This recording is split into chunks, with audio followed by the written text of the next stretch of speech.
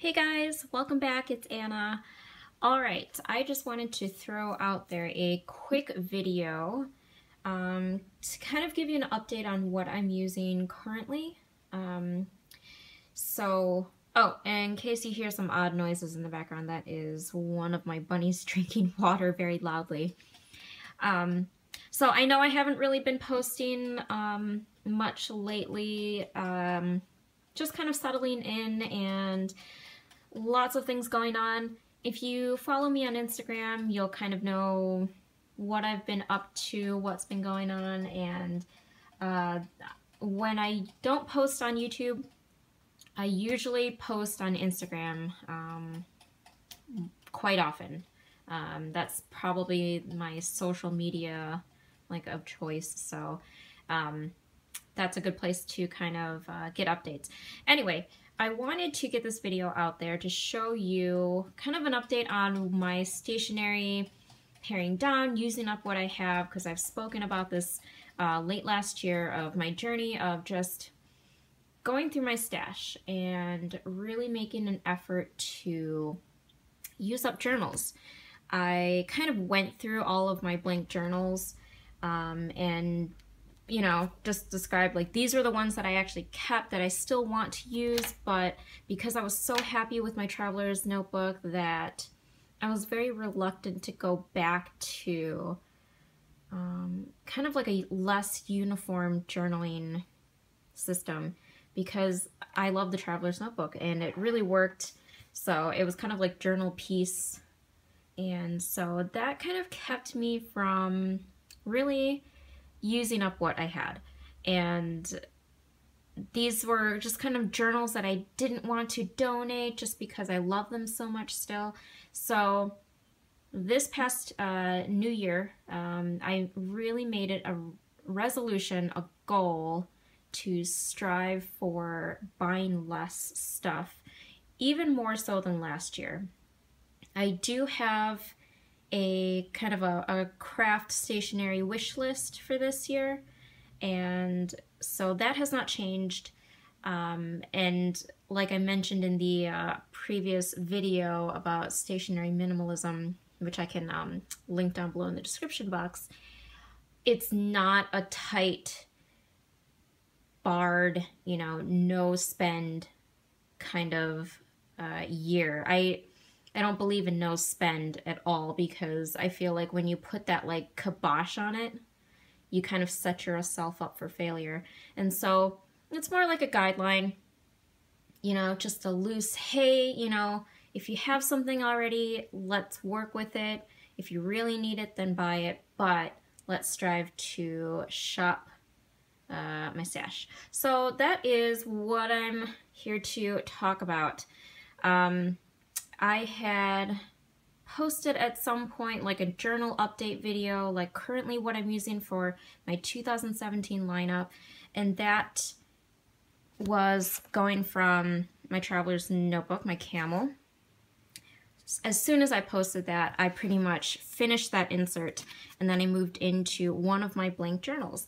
I was really happy to have started this one. This one I got at Boswell Bookstore in Milwaukee right before I moved out of state.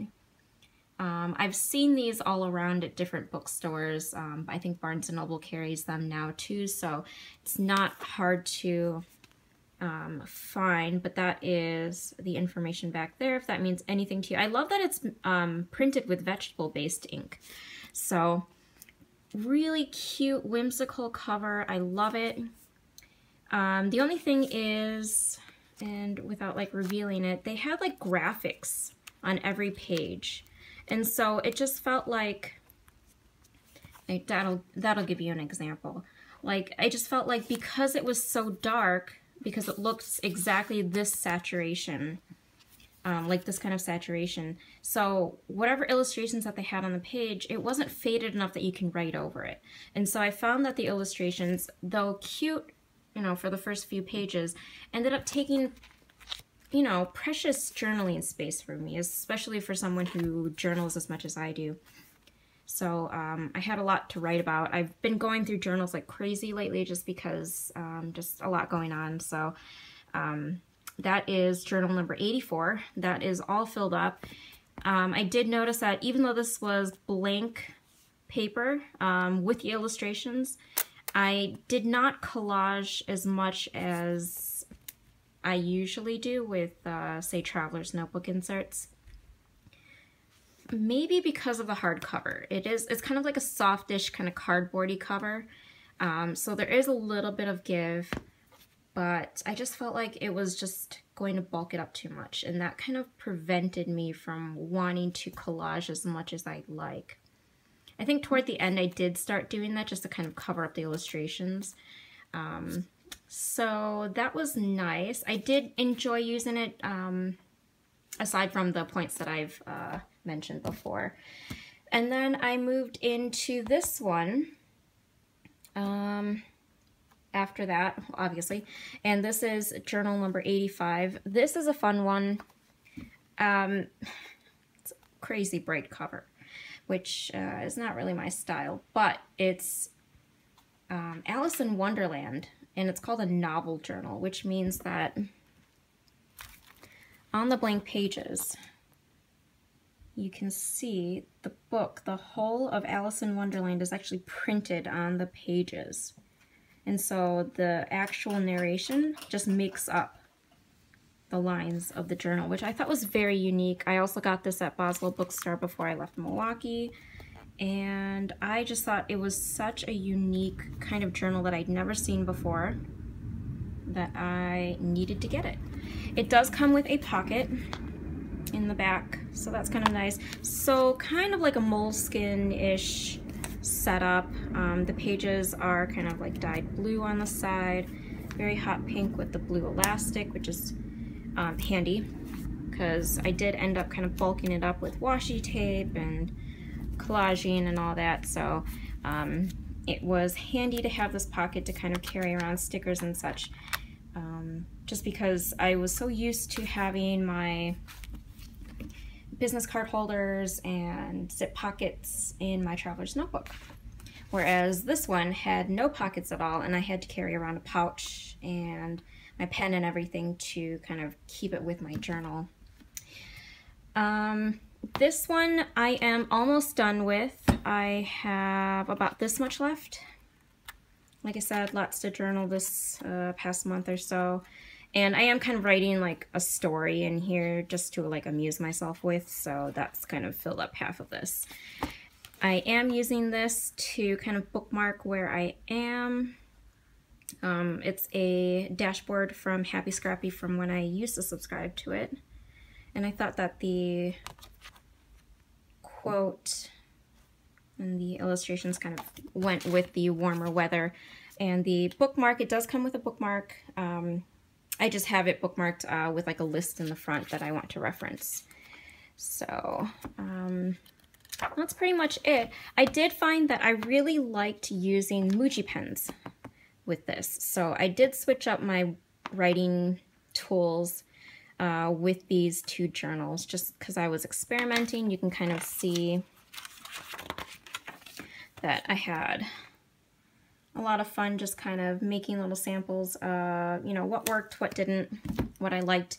And the Muji pens wrote so smoothly on this paper that I ended up using up 2 Muji pens. I had a black and a blue one in 0.7. This is a 0.7 in blue, and this should last me for the rest of the journal. So pretty much 2 empty pens so far from this one. This one I did use several fountain pens. I used my Koiku in the Jane Austen ink, and then I also used my Lamy Lamy All-Star Classic fountain pen with a Noodler's Cactus Eel ink. Those 2 nibs wrote very nicely on this paper. So, and I've kind of been on and off using this one with this journal as well. So because I am almost done with this one, I'm debating whether I want to use, hold on, let me get it.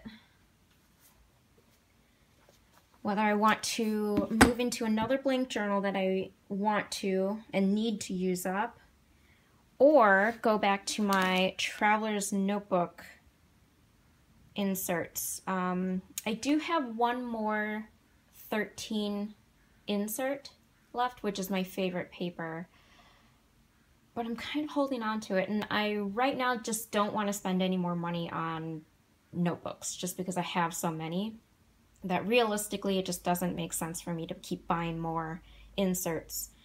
So I want to reach to like a good halfway point before I start buying inserts and using my notebook again.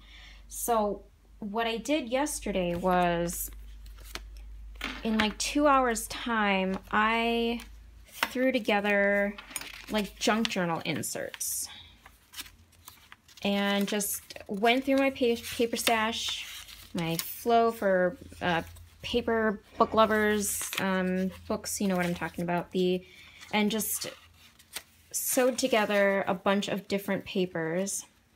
And so I ended up making a good amount. Here, I'll show you just real quick. So all these ended up making it. Had some handmade paper left, so I decided to sew those all together. And I thought, well, this would be a great way for me to go back to my traveler's notebook and still have something to journal with. And that was kind of like a fun little project for an afternoon. I ended up adding 2 inserts together in here. And not too much bulk, but I'm sure with collaging and photos and all that, it'll kind of get a little bit more oomph. But I'm kind of happy with the results. I was feeling kind of like a junk journal mood, but I didn't want to dedicate supplies or time into like a real junk journal, so I thought inserts would be a really good idea. And they were very simple to put together. So it's either going to be that or this Moleskine Peanuts journal, which does have lined paper, and I'm not fond of lined paper, but I'll still enjoy using it because I like Moleskine notebooks. So I'm having a hard time, and this does have the pocket, deciding if I want to use up another journal. But I miss my traveler's notebooks so much. So that is my quick update. I wanted to reveal to you guys, update you guys on. And let me know, what do you think? Should I go back to my traveler's notebook or should I use up another blank one? Because I'm on a good roll. I'm on a good roll, and I feel like I can keep doing this. Use this throughout the summer, and yeah, I don't know. Decisions. Okay, I will end it here. Thank you so much for subscribing, guys.